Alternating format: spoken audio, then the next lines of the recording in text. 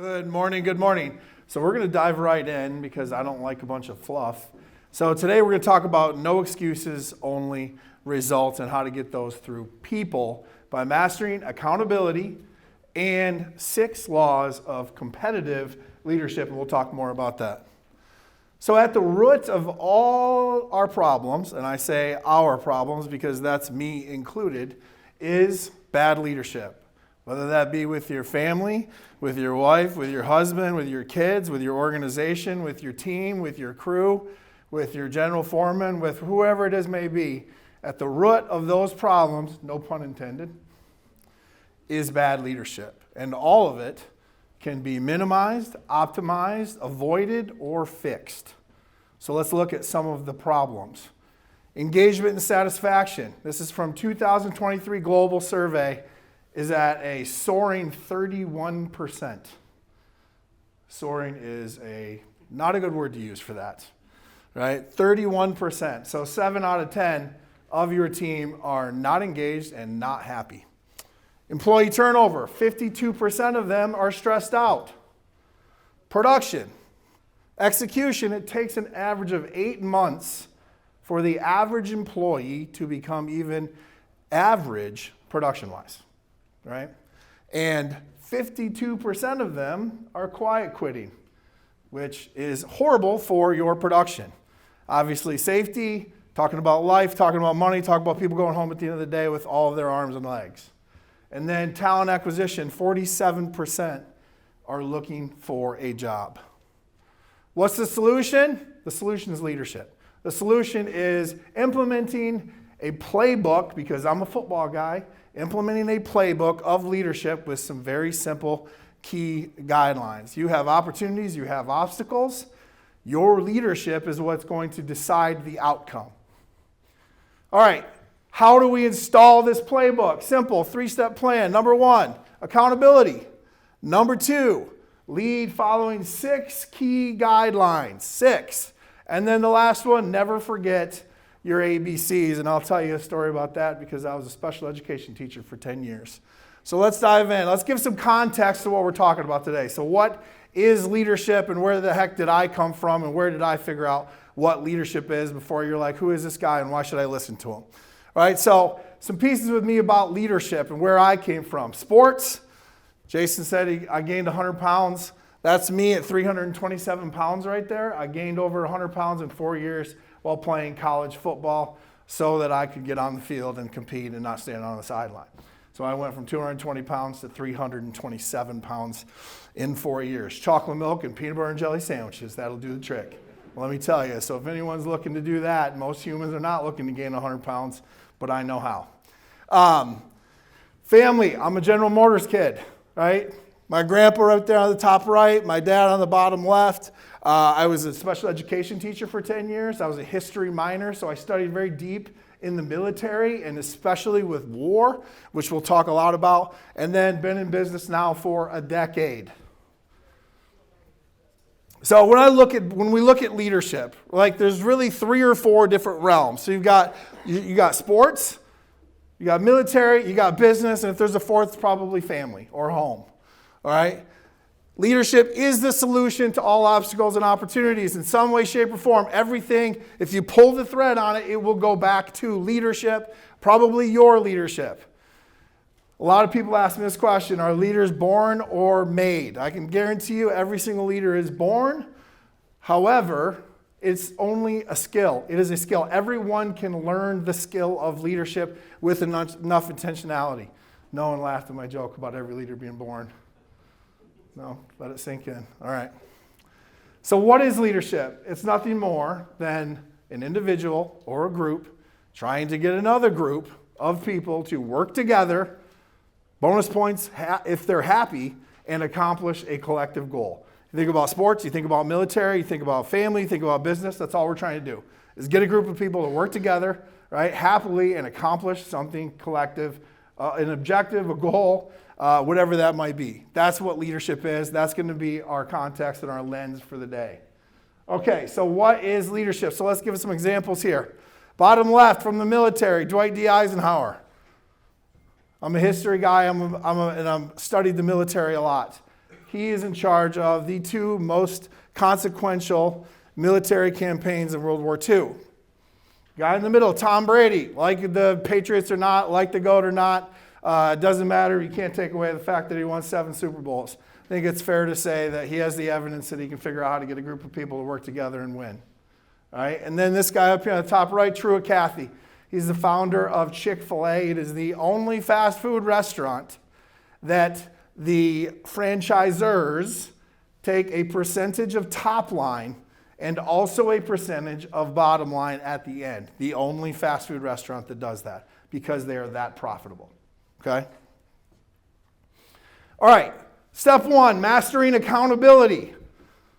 So, this little restaurant right here is in Ypsilanti, Michigan. I played football at Eastern Michigan University. So let me tell you a story about where I learned accountability. Okay, when I signed off on my letter of intent for Eastern Michigan, I weighed 220 pounds. I was going to be a tight end or a middle linebacker, one of the two.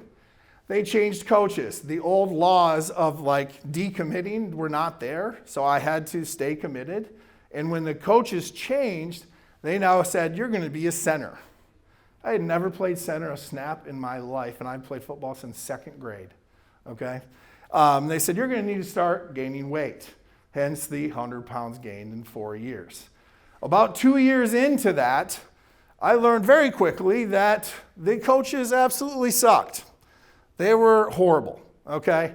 And my dad, every now and then, would come down, and he would have dinner with me at the Lucky Garden, which was about 100 yards from my apartment. And 2 years in, I sat in front of him, tears rolling down my eyes, okay? And we are like not a crying family, all right? Tears rolling down my eyes saying, Dad, I don't want to do this anymore. I want to quit. I've never quit anything a day in my life. I mean, literally anything in any realm, never quit anything, and he wouldn't let me anyways. I said, it's too hard. My coaches suck. I'm not going to be able to play. I don't know what I'm going to do about this. All right? This isn't for me. I'd rather go work at General Motors. I would rather go swing a hammer. I would rather do literally anything else than the physical and mental torture and abuse that I was going through there. And my dad, bless his heart, he was the most objective person in the world, and he very much believed in tough love, looked me straight in the eye, and he said, how about you just start taking accountability for you, and you stay on the process, and you stay on the path, and see what happens. Because all you're doing is this, talking about other people, you haven't said one word about you. So how about you just point the thumb, take accountability of what's really going on, and move forward. And that was the day that I learned about absolute accountability. Now, I wish I could say that was that easy because it wasn't. It was like a whole other year of absolute hell, right? But at the end of that 3rd year, I can tell you this, I was player of the game against the people at the big house. Probably shouldn't say that around Spartan Stadium, but I also played here. Last time I was at this conference center, I was actually staying the night because the next day we were playing against Michigan State. Wish I could say we beat them, but we did not.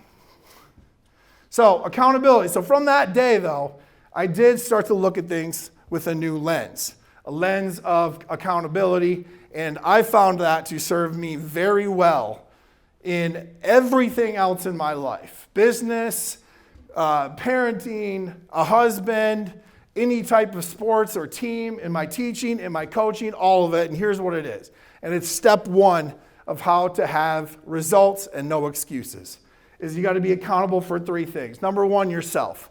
You'll hear me talk about point the thumb, okay? And if you can control it, great. If you can't control it, you can control how you respond to it, right? And that was my biggest problem, is how I was responding to what was happening to me at Eastern Michigan. Okay, so number 1, be accountable to yourself. Number 2, be accountable to the mission, whatever your goal is, whatever your mission is, whatever your team is trying to accomplish, whatever you were trying to accomplish. And then the last one is your team. And you'll hear me talk a lot about basically trying to manage the 2 things of taking care of your team and accomplishing the mission. Like that's the outright goal at the end of the day. We have to do both of those things. Because if we accomplish the mission but we destroy our team, we're not going to have another mission to accomplish because we're not going to have a team to get it done. Okay? And if we take care of our team too much, right, and we're too soft essentially, then we won't accomplish the mission. All right? So what does this all mean? You got to commit, be responsible for, and accountable to everything and everyone in your world that affects that mission. Okay, that means all the wins, all the losses, all the problems, all the failures. Okay, and then regardless of where you're at on the chain of command or the hierarchy, it doesn't matter. You can lead up, you can lead down, you can lead across the chain of command. Okay, Simon Sinek once said that the tail can wag the dog. Okay, so don't worry about, well, I don't have enough authority, I don't have this, or I'm not high enough, or I'm too low, or I'm too high. Any of that. You can lead up, down, and across the chain of command. Everything here applies to the same exact thing. Okay, so 1, mastering accountability. So there's 5 steps to master accountability, okay? 5 steps. First thing we're going to talk about is the mantra of point the thumb, not the finger. When I was sitting there, I was pointing fingers. And it is number 1, our initial go-to as humans, okay, is going to be to point the finger. Right? It's not going to be our fault because we have to protect our ego. Okay, we got to protect our ego. And yeah, it's the big bad football player standing up here saying, I got just as big of a problem of ego as you do. I'm the one standing on stage talking to a bunch of people. Right? That can definitely get to your ego really quickly. Okay, so point the thumb back at you, not the finger. Okay, so first step of taking absolute accountability. So think functionality here. I've even had have people like literally insert any problem into your head right now and we can walk through this together. Okay, identify and communicate the problem. Okay, literally insert any problem. Didn't complete a priority circuit. My team had a safety issue or incident. Okay, you're identifying and communicating that problem. Step 2 is talk about the consequences and the impact of the problem. Now, don't live here. Okay, when you're doing this to your team, when you're taking absolute accountability, okay, which enhances trust and confidence in you as a leader, okay, even though it doesn't seem like that. So I'm going to tell them that I screwed up. Yes, that's what you're going to do. You're going to tell them you screwed up. And they will trust you more. They will have more confidence in you as a leader. When you talk about the consequences and the impact of the problem, don't live there for 10 minutes. Okay, just pull the thread in a simple, clear, and concise manner. And because of that, somebody got hurt, and because of that, we have to look at X, Y, and Z, and we got to be able to finish to meet the deadline. Okay, something like that, but just 1 or 2 things talking about the consequences and the impact of the problem. 3, take accountability. This is my fault. This is on me. I did this. This isn't on you. This is on me.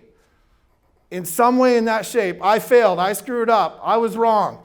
Doesn't matter how you say that, but take absolute accountability of that situation. Okay? Then give a solution. This is what I love the most about accountability, is that when you take accountability, you are no longer a victim in the scenario. You are the hero. Okay? Because if it's your fault, guess what you get to do? Something about it to actually fix the problem. So provide a solution. Here's what we're going to do. Here's how we're going to make sure this never happens again. Okay? And then the last one is just actually follow through with it, which is the simplest, but also the one that will lose you the most trust and the most confidence with you as a leader if you don't do it. Okay? Who here has heard somebody in leadership talk about something and then it never happened?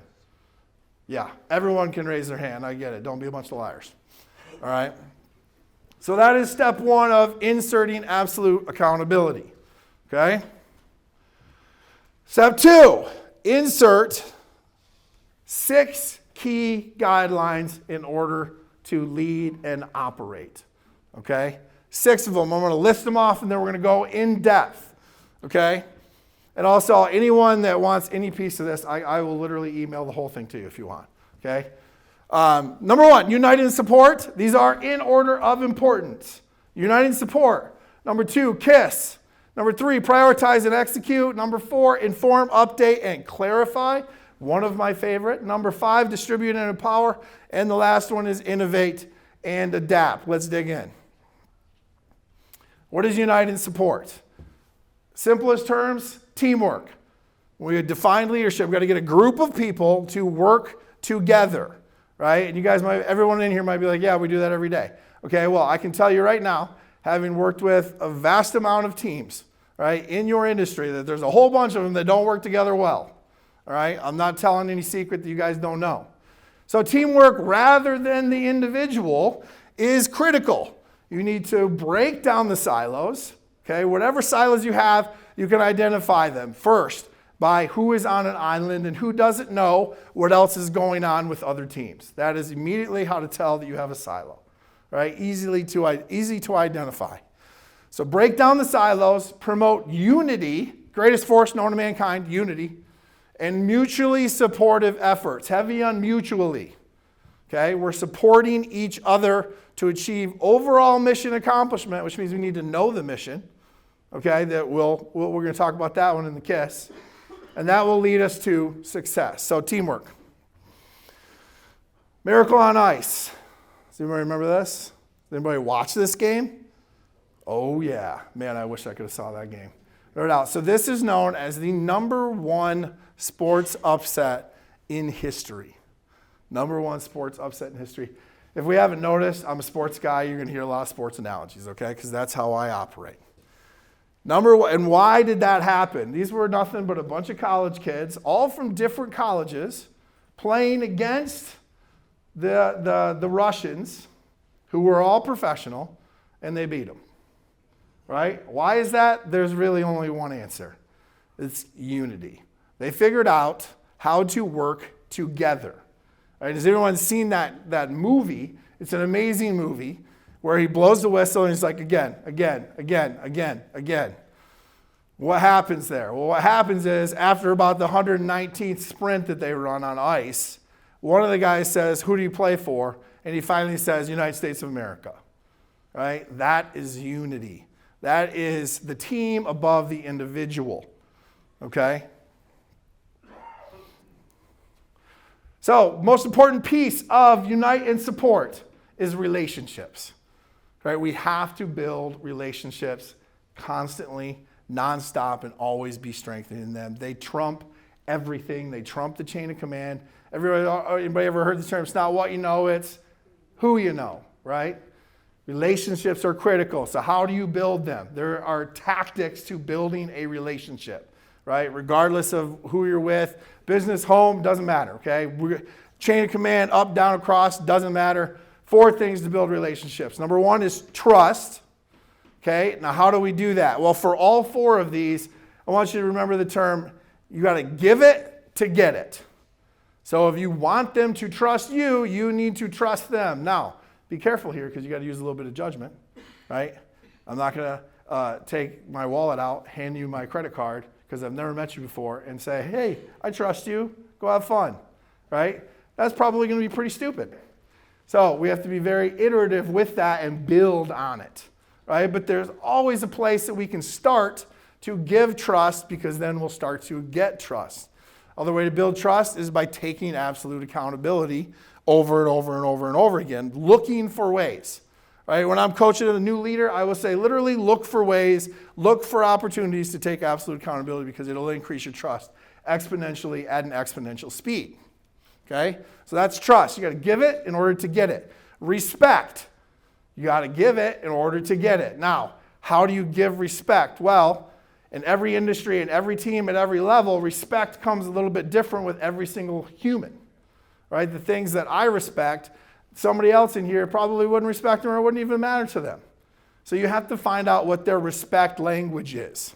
Right? Maybe we say Mr. or we say coach or teacher or whatever. Any type of words. It could be that punctuality is a form of respect. Being prepared. But whoever you're trying to build that relationship with, you have to figure out what is it that they respect.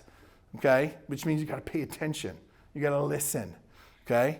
You got to pay attention, you got to listen in order to find what it is that they respect and then do that. Okay? Then say those words, do that thing, whatever it is that they respect. You give it, then all of a sudden you'll start getting it back. Okay? That's respect. Listening. Can anyone say, like, how can you provide opportunities for yourself to listen? Anybody? Ask questions, right? Which is absolutely going to happen in a meeting, no doubt. Right? So the way to listen is to ask questions. When you ask questions, you are giving them the opportunity to be heard. And you're also giving you the opportunity to listen to them. While you're listening, right? Like I said, doesn't matter up, down, across the chain of command, doesn't matter. While you're listening, pay attention. Look them in the eyes. Write something down, even if it doesn't mean anything. Write something down. It's like the ultimate form of respect. All right? Guarantee you, if any one of you were up here talking and you saw me sitting there writing things down, you would think, wow, he's listening really good. Okay? And I might just be writing my grocery list for the week. Doesn't even matter, but I'm listening, I'm paying attention. All right? There's one of my favorite kind of communication methods here when it comes to listening is called WAIT. W-A-I-T. It stands for why am I talking? So anyone who is a leader here of a lot of people, and when you're talking to them, you should be asking yourself, why am I talking? Do I need to be talking, or does it just make me feel good? Okay? Is it because I'm just boosting my own ego? Ask yourself that question. So in order to listen, you got to ask questions. The last one is influence here, which is you need to do the same thing. You got to be able to give it to get it. How do we get influence? We have to allow ourselves to be positively influenced, right? So you got to find the things that your team is doing, okay, that you're not, that are positive, that you could find a way to be influenced by that, okay? A great example of that, when I used to be the captain of the football team in college. We used to run captain sprints after. Right, if anyone's ever heard of that. Everyone hated me, and that didn't work at all. So I actually stopped doing that. And then what had happened was I took a little end around, and I had one of my best friends start staying after and doing him himself. And I was like, I'm not going to do that. Let him go ahead and do that. And then before you knew it, I was like, yeah, I'll join him. It's fine. No big deal. And then before you know it, 2 people, and then 10 people, and then 20 people, and then 50 people. So what is your team already doing positively that you can allow that to influence you? All right, maybe somebody's having a really good morning meeting or a tailgate meeting, or they do a special way of group texting or some type of cool communication, right, that's like brand new to you. Hey, jump on that bandwagon for a minute. That will allow you to be influenced, and then you will have more influence because of that, okay? Unity and support. Relationships are critical to that. Now, in 2 of the most competitive realms other than business, which is military and sports, they did a huge survey and they asked, what is it that you loved the most, or what did you miss the most about what you did? And these were the answers. The brotherhood, the locker room, the man next to me, the woman next to me, the team. That's what they asked. That's how important unity is. That's how important relationships are. But yet in business, we struggle with that all the time. We tend to gossip like crazy, dudes and girls included, okay? Both of them. It's half the things that I listen to, all right? So that's why you have to build relationships so that you can promote unity and build a supportive effort all around, up, down, and across your entire team, okay? Number 2, KISS. Keep it simple, stupid. That is from my father, the late, great Roger Dean Maynard. Keep it simple, stupid. What does that mean? Simplify your plans that are fundamental to success. Keep it simple. The mission and all communications, everything he's talked about, must be executed in a simple, clear, and concise manner. Okay? We don't need a 4-page email that could have been a 2-minute meeting. The team must understand their role. Everyone must understand their role and what they are doing to support the overall mission. So that's why I always say, like, when I first come in, I will go to like one of the lowest on the totem pole, and I'll be like, tell me what's your role, and what's the mission of the whole company? What are you trying to accomplish? Why do you do what you do? Like, how does it help the team? I would say 6 out of 10 times they can't answer that question. Okay? So ask yourself, the people on my team, does everyone understand what their role is in comparison to the mission and how it supports the mission?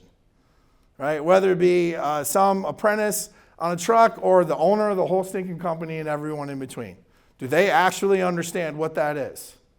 Right? And there's nothing wrong with talking about it over and over and over again. This one, when you go to implement this, be the idiot in the room. I will literally come in and I'll sit in a meeting and I'll be like, I got a question. I don't know what that word means. And odds are there's a lot of other people that don't know what that word means either. Right? And then I'll be like, hey, why is that important? Hey, why did you say it this way? And I'll just ask a whole bunch of really stupid questions in order to get crazy good clarity on what's currently going on, right? Because odds are there's somebody at that table or in that meeting that doesn't get it, or they don't understand how it's attached to them, okay? They have to understand their role. So, backyard football, another sports analogy, surprise, surprise. So a business mentor of mine told me a story one time because I was getting shiny object syndrome, essentially, in my own business. And he said, Maynard, it's really simple. There's a couple ways to go about this. Think about it like backyard football, because I'm a football guy. He knew I would understand. He goes, the first team gets together in the huddle, and they say, all right, we're going to run a double reverse flea flicker, throwback pass to the left, right? And you go and run it. What happens? Tommy drops the frickin' ball, and you screw it up, right? Then he goes, or you can just put the 3 fat guys in the middle and run right. Let's do that. Put the 3 fat guys in the middle and run right. And I'm one of the big fat guys in the middle too because I played center. Right? So think about that. Are we trying to run a double reverse flea flicker throwback pass to the left? Or are we just going to put the 3 fat guys in the middle and run right?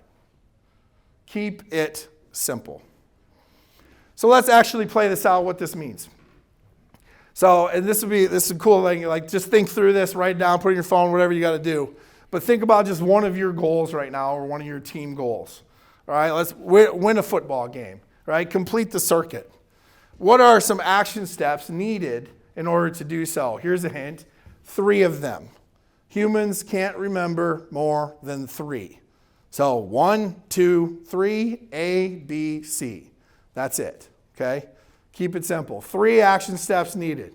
Well, first we got to make sure that we're safe. We got to make sure that we're productive, and we got to have this number of whatever. And then we're going to make sure that we're communicating on a regular basis. There's our action steps needed. Time frames. We got to get this done by May 29th. Okay? What do we need resources-wise? Money, people, equipment. What are just a handful of things that we need? And then, what could go wrong? Couple, 3 things that could go wrong. And then have this talk with your team. Some people have this talk every day with their team. It's very easy to do. It's very quick. It could take a maximum of 7 minutes to run that type of meeting. Okay?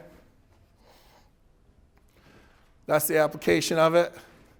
Okay, number 3, prioritize and execute. Okay, now there's 6 of these rules. And I can tell you right now, if each one of you were to assess yourself on all 6 of these rules, I bet you'd have at least 2 of them screwed up on a daily basis, myself included. Okay? Third one, prioritize and execute. Understanding priorities and staying ahead of what could go wrong. Right? A strategic and detached view, okay, detached from the outcome. And then providing clear and concise solutions that focus on the priority task that will have the most impact. So, I had the opportunity to save the life of a Navy SEAL Team 6 member, which was pretty cool. However, that sounds way cooler than it actually was. We were eating together at a conference. He was a diabetic, and he was eating sugar-covered pecans on his salad because he didn't know they were sugar-covered. I said, hey man, do you know that those are covered in sugar? And he was like, no, you just saved my life. That's how I saved the life of a Navy SEAL Team 6 member. Yeah, pretty cool, right? So that actually led to building a little bit of a relationship, which led me to then have a real conversation with them kind of on the side. And I said, hey man, like, are you cool talking about it? Right? Because if anybody here has served, first of all, thank you for your service. But some people are really good talking about it. Some people are not. Both are totally fine. He was. And I got to ask him the question. He's like, yeah, ask me one question. And I said, hey, when things are like going down, how do you like make the call? How do you make decisions when there's bullets flying by your head, right? And he said, well, one, it's not easy. And I was like, well, I figured, which is why I asked the question. And he said, there's only a couple of ways. He said, first, if you can, literally and physically, try to gain some type of high ground or literally remove yourself in order to make a decision, right? So he happened to be the team leader or one of the team leaders. So he said, I would try to do my best to get to the back so it wasn't as loud. So we can apply that and say, like, if you're literally in the middle of it, especially a bad scenario, do your best to literally step back and try to remove yourself at least a little bit, okay? He said if you can't, which a lot of times you can't, he said you have to mentally do that, okay? I said, well, how do you mentally do that? He said, well, you have to think of two things, because the simpler you can make it when shit hits the fan, the easier it is going to be to make a call. Okay, so he said you got to think about two things. What is the mission you're trying to accomplish? And what's the status of your team? All right, and he said think of it like good, bad. Like not even like red, yellow, green, just good or bad. Right? Is the mission going well? Yes or no? And then how's my team? Okay? So you did that, and he said you use that information, and this is like how he was trained, so apparently this is like how they trained them to do this. Right? Then use that information to choose the first, the one thing that we need to do as a whole as a team. It's like, that's it, period, one. It's not like, first we're going to take the hill, and then we're going to do this, and then we're going to do that, and then step forward. It's like, take the hill. Once we take the hill, we'll reassess and run through that process again. Right? So in moments of stress, crisis, you're in the middle of a fire or whatever, right? How's the mission, good or bad? How's the team, good or bad? Are we healthy team, moving forward? And then, okay, what do we need to do first? Period. That's it. And then make a decision and go with it. And guess what? Half the time it's probably not going to be the right decision. Because like, do we know what the perfect decision is? No, not necessarily, because most of the time we have allocated resources towards unlimited opportunities to make a decision. Right? But you'll have made a decision using the two most important things, which is your mission and which is the team. And then you just move forward. That's prioritize and execute. That's what he learned. So really what that breaks down to is first, then, next. But don't go to then until you've done first. Okay? Number one first. Complete that. And then really it's not even two, it's just number one again. All right? And then this is one of the things that I've learned in the sports and then also studying the military that sometimes we very much struggle to do in business. All right? Now I think you guys do a little bit of this in safety, just from some of my experience in you guys' industry. But the debrief. Right, so all of military, they run an after-action review or a debrief, and then all of sports, we watch game film, right? Most of the times, you watch practice film also. If you get anything above high school, you're going to do both, right? So run a debrief or after-action review on literally any interaction or any type of leadership scenario or situation. Okay, so that what I use is called GOLD, G-O-L-D, goal, outcome, learning, do. So what was the goal? What was the mission? Really quick, okay? And you can take an hour to do this. You can take 3 minutes to do this. Either one works totally fine, okay? What were the outcomes? And usually I dig into that and I say, what's one specific success, okay? And then what's one specific failure? So a good outcome, a bad outcome. And then what did we learn from those things? And then what are we going to do with it if that happens again, okay? So G-O-L-D. This could work like on a global type of strategic platform or on a local everyday operation platform with, one crew of 3 to 5 guys. Either one works totally fine.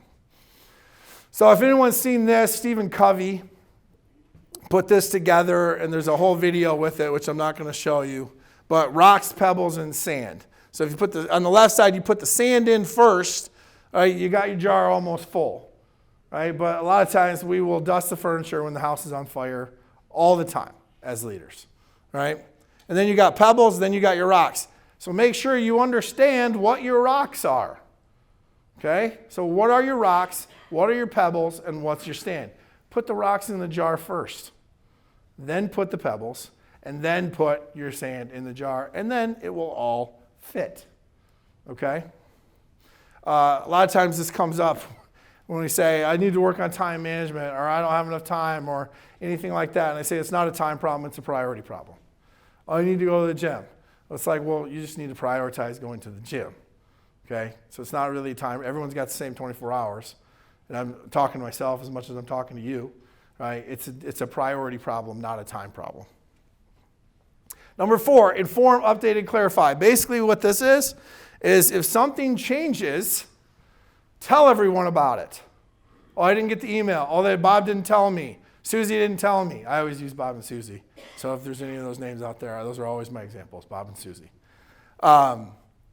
Regularly communicate with your team to provide them up-to-date information. Okay, even on your regular, everyday, normal stuff that you're working on with your team. If something changes for the good or the bad, everyone should know. Okay, think like over-communicate, essentially. All right?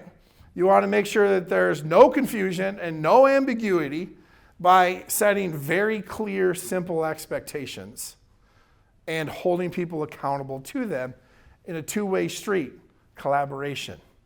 Okay, so you should talk about what is expected of people, right? What's on me, what's on you, why, how are we doing? Okay?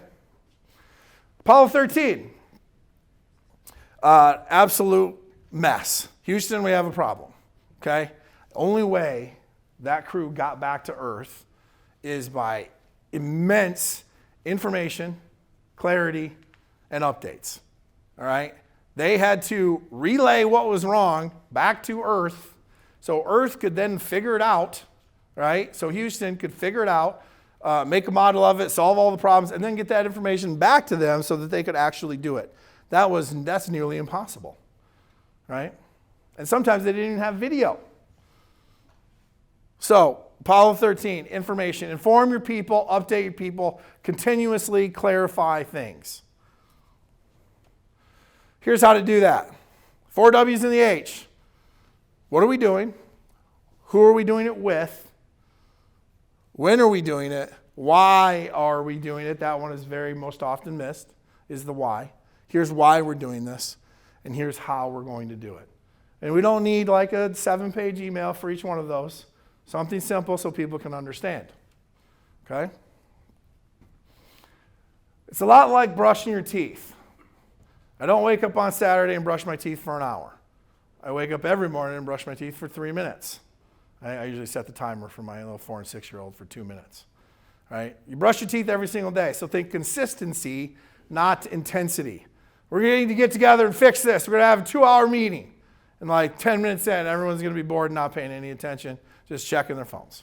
Okay? So think consistency.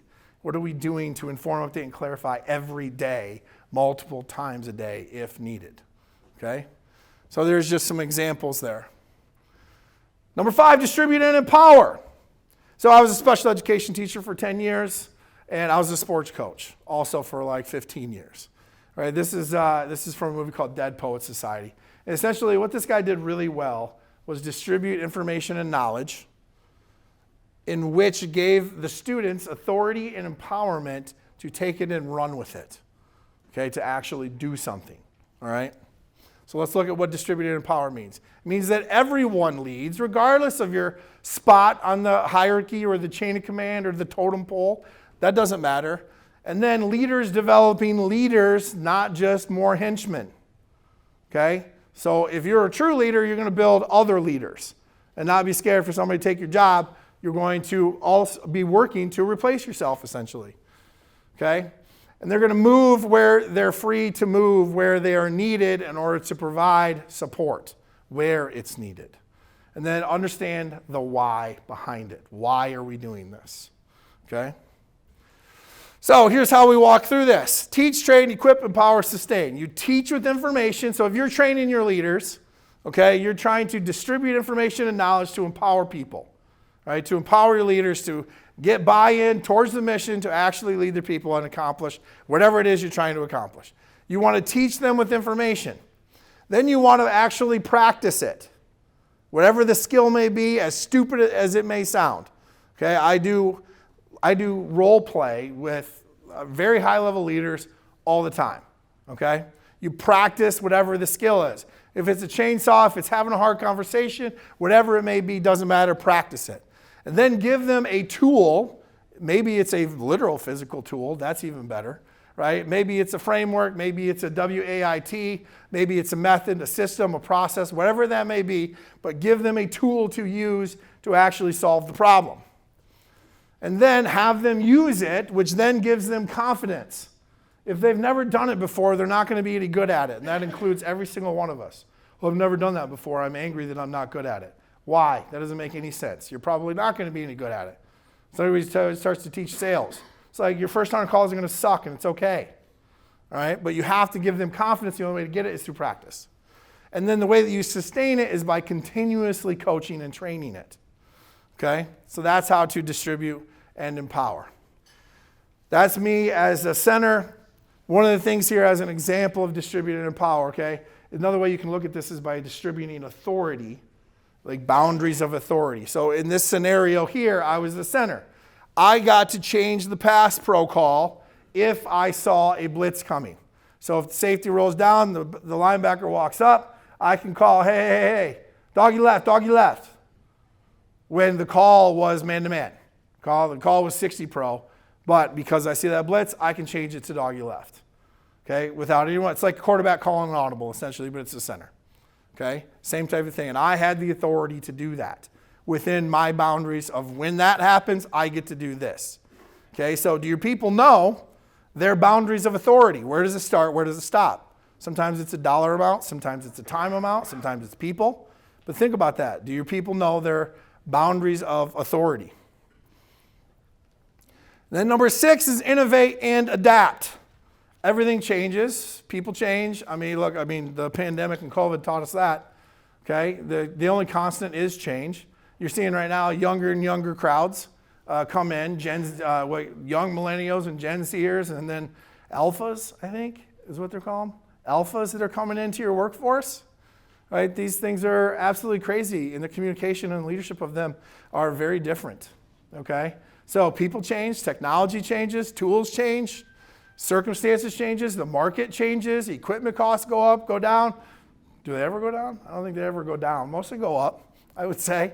And everyone's communication and leadership style is a little bit different, right? So you have to constantly innovate and adapt. So my first year as a special education teacher, my first day of teaching, I never made it into my own classroom because I had very high needs students. I had 7 students. Only 2 of them were verbal, right? And I never made it in my classroom. I had 3 helpers, and I had to very quickly learn the importance of innovate and adapt. I had a nice, cool lesson plan all built out. We were going to have a great day, okay? Now, it was still a great day because I had an absolute blast with all of these amazing little kids, okay? But it was not how I planned at all. So I had to very quickly learn how to innovate and adapt, and that was just day 1, all the way through day 187 on those. Never went as planned. Okay, and I'm sure if we could raise some hands, we would say most of my days don't go exactly how I thought they would. All right, so you got to be constantly innovating and adapting to meet the needs of whatever your scenario or your situation is. Okay? Whether it's the people, whether it's the market, whether it's the weather, whatever that is, constantly know that you're going to innovate and adapt. You're going to have to. So I like to use the phrase continuous improvement, right? And be okay with trying, failing, learning, repeat. There's a lot of leaders out there that are scared to death of failure. Okay? Look at it as nothing more than I learned something. Okay? Strategies, tactics, technology, all of the things that we're going to have to constantly be changing and be okay with. So this guy right here, this is a perfect example. They're number 3 in the world right now at 1.5 trillion. Amazon, they started out as a book company. And now we could all get on and buy anything we wanted, and it would be at our doorstep by the end of the day, which is absolutely insane. Right? But they started out by selling books. Right? And pretty quickly, they figured out how to make it into a $1.5 trillion. Now you can order groceries, everything, right? We all have an Amazon Prime account. Crazy.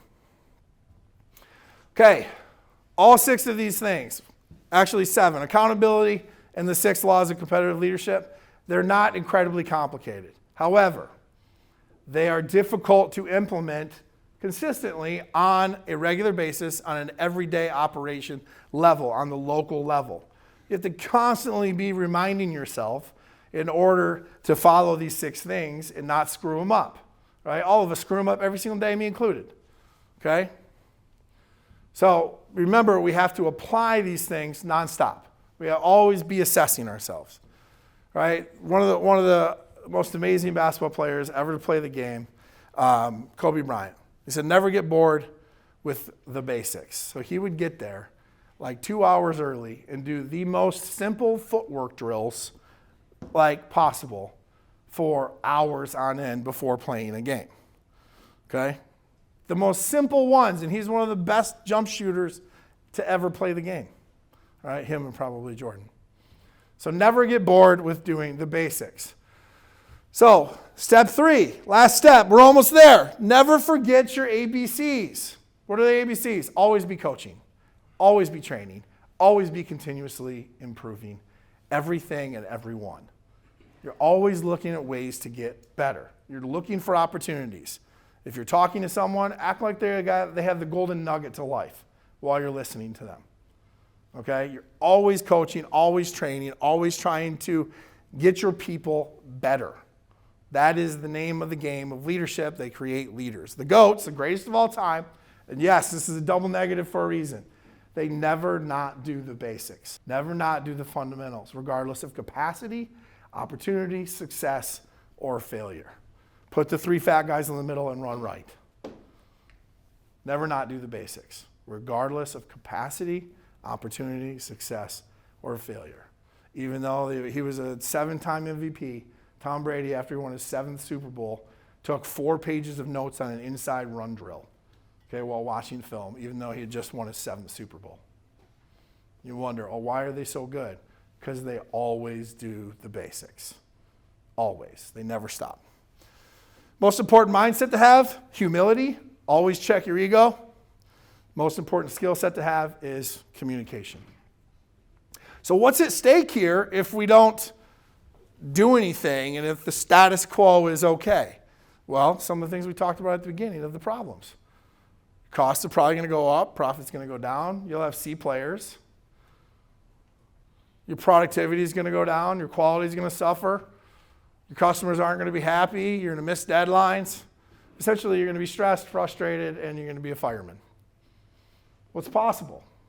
Growth, competitive advantages, happy people, happy customers, efficiency. That's always good, leads to more money. Revenue, profit. Essentially, stronger companies, stronger families, stronger relationships, communities, and the country. So, how do you do this? 1, you master accountability. 2, operate and lead using 6 key guidelines like we talked about. And then 3, never forget to continue coaching, training, and making yourself, your team, your organization, and everything that you're involved with better. It's worked in over 30 industries, this playbook. Over 1,000 leaders, middle management up, and over 5,000 frontline people to help increase revenue, higher profit, more engagement, happier employees, right? And obviously better productivity if all those things happen. So I want to share a story with you to end this off, and then we'll have an opportunity to do some Q&A. So this is called the story of the many-sided die. I want you to imagine that you and a friend are playing a dice rolling game. You are each given 1 die. One of the dice has 20 sides, the other has 200. On each die, only 1 side is green, the rest are red. The point of the game is simple. Roll green as many times as you can. The rules of the game are as follows. You can't see how many sides you have. You can only see if you roll red or green. If you roll green, one of your red sides turns green, and you get to roll again. If you roll red, nothing happens, but you get to roll again. The game ends when you stop rolling, and if you stop rolling, you lose. What do?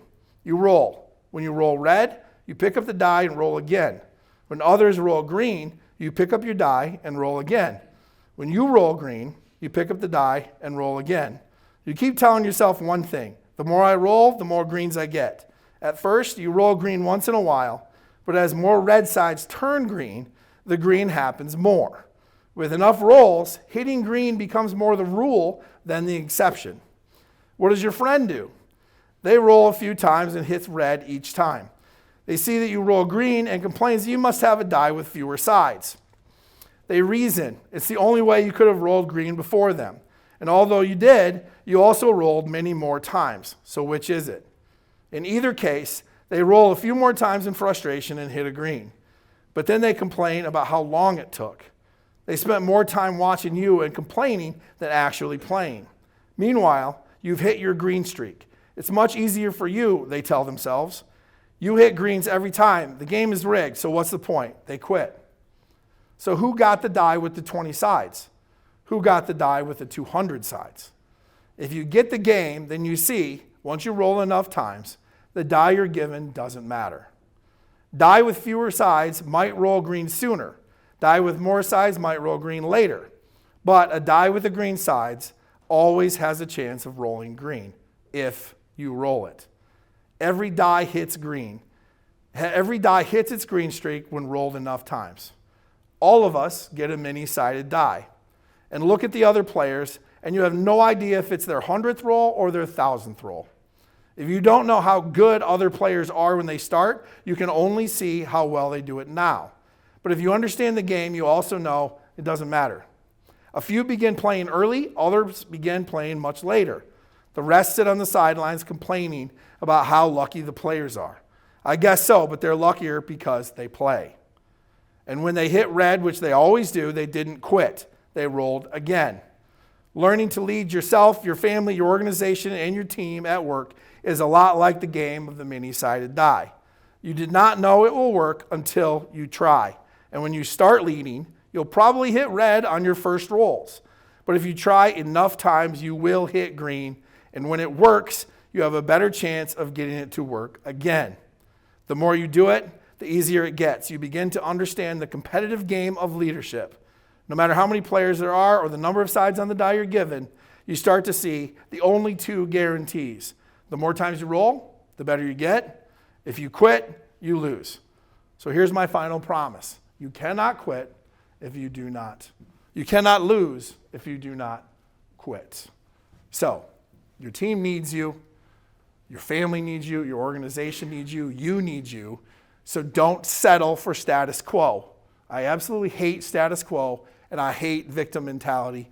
Be a hero in your own story for your team. Take care of your team. Accomplish the mission. Those are the two most important things. If you do that, everything will be better in your life, in your team, in your organization, in your family. Doesn't matter. These things apply to all of those things. Okay? It all comes back to leadership when you pull the thread. But it's up to you. You got to do it.